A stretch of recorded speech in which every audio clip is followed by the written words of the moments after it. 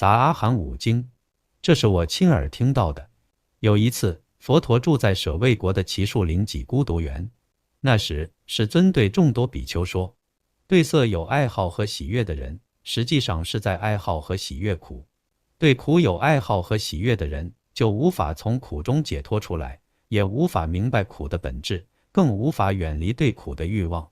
同样的，对受、想、行是有爱好和喜悦的人，实际上是在爱好和喜悦苦；对苦有爱好和喜悦的人，就无法从苦中解脱出来。比丘们，对于色，如果不了解它，不明白它的本质，不能远离对它的欲望和贪恋，心灵就无法获得解脱。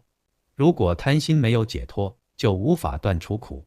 同样的，对于受、想、行、识，如果不了解它们，不明白它们的本质，不能远离对它们的欲望和贪恋，心灵就无法获得解脱，那么就无法断除苦。比丘们，对于色，如果不了解它，不明白它的本质，不能远离对它的欲望和贪恋，心灵就无法获得解脱。如果心灵不能解脱，就无法断除苦。同样的，对于受、想、行、识，如果不了解它们，不明白它们的本质，不能远离对它们的欲望和贪恋，心灵就无法获得解脱，那么就无法断除苦。相反，对于色，如果能够了解它，明白它的本质，能够远离对它的欲望和贪恋，心灵获得解脱，那么就能断除苦。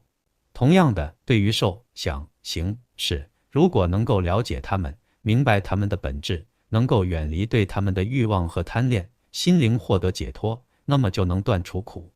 当时，众多比丘听了佛陀所说的话，都欢喜地接受并且遵行。